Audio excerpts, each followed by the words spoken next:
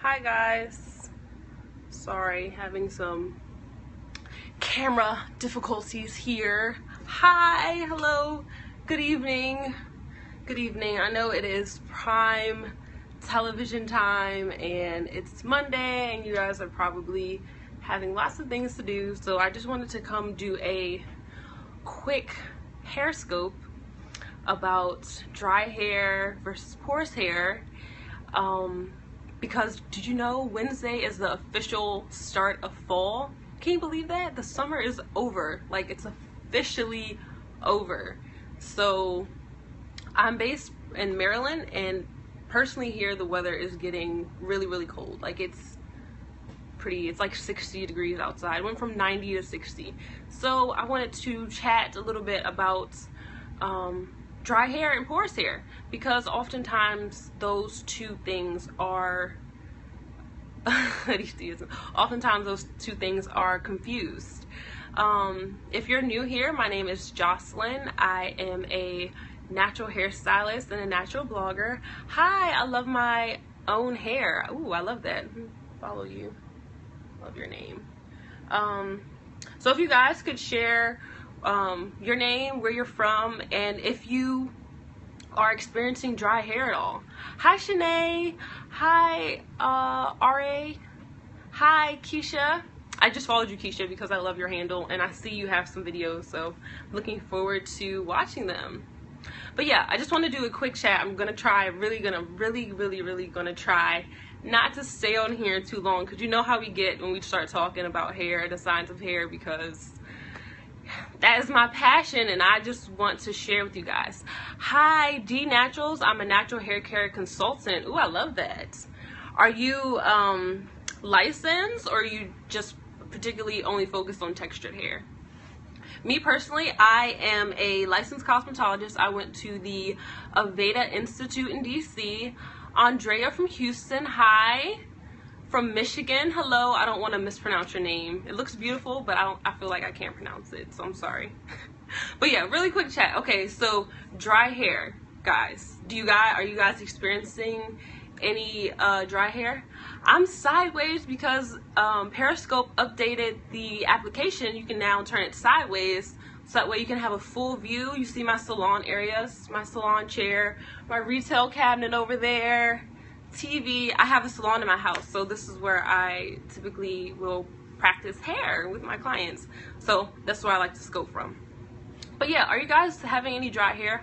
I know me personally, my hair is really dry right now, and so I am working on correcting that, and so that's a little bit what we're going to talk about tonight. So by definition, dry hair typically is lackluster, it's brittle, it lacks shine, and it's really common, right? Like, a lot of people feel like they have dry hair. Oftentimes, I can't tell if my hair is dry or not. Weird. Well, you can tell a lot. We're going to get into that. So oftentimes dry hair is confused with porous hair. Do you guys know what porosity is? I know if you are into natural hair care or natural hair blogs, I'm sure you've heard of porosity before. But porosity is basically the ability for your hair to absorb and retain moisture. So if you have over or highly porous hair, your hair will suck up all the moisture, and then next thing you know, your hair is just dry. It's all gone.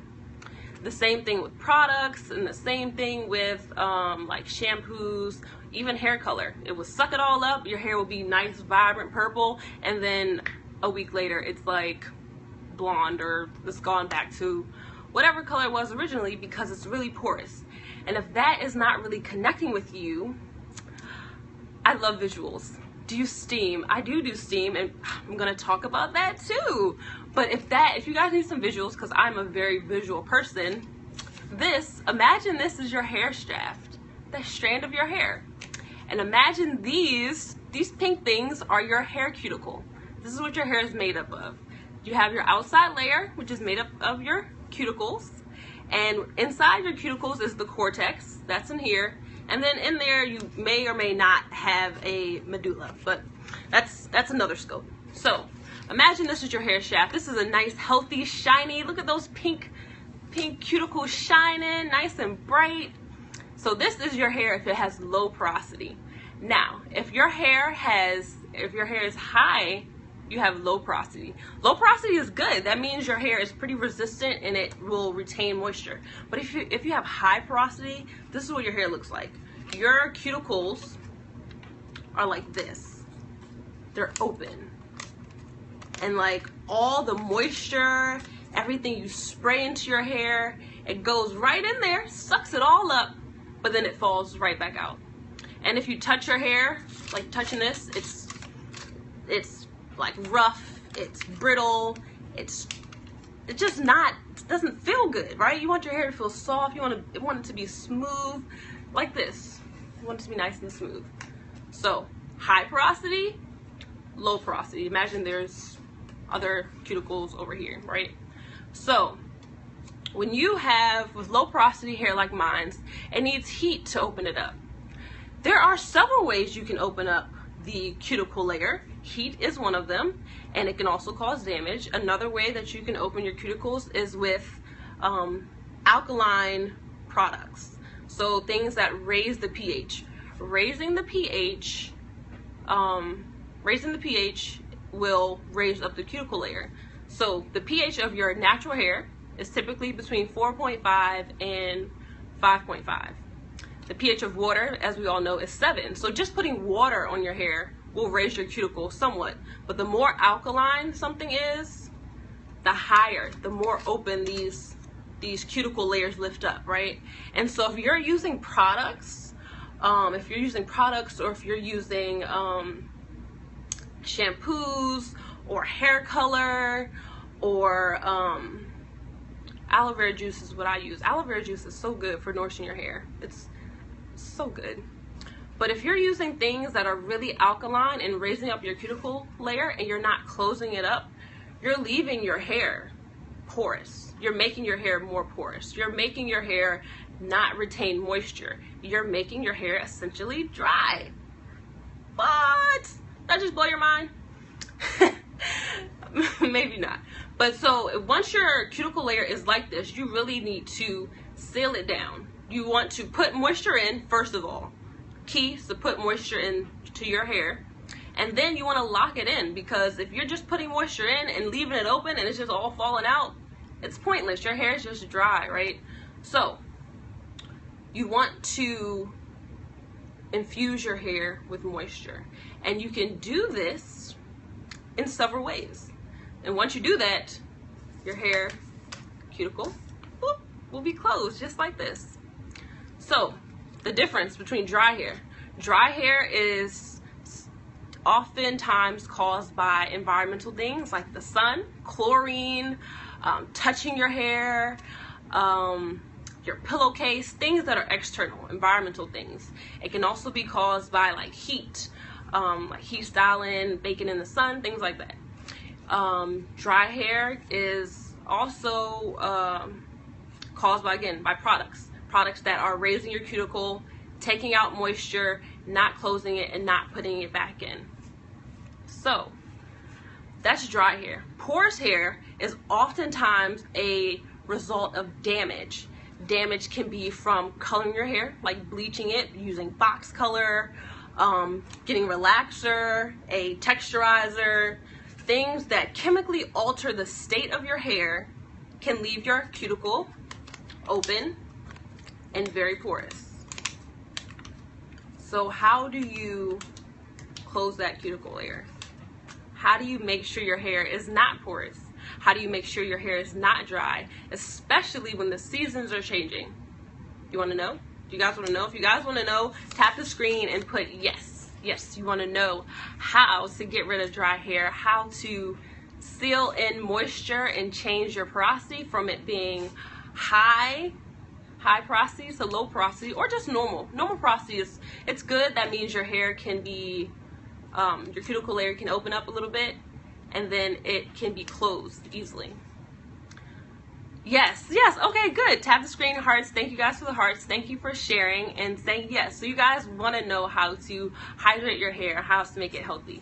One way I'm going to talk about one way, because the rest of the ways, they're going to be on my website, which is curlynewgrowth.com. Tomorrow's post is all about hydrating your hair for the fall. But one very good way that you can use at home is a steam treatment.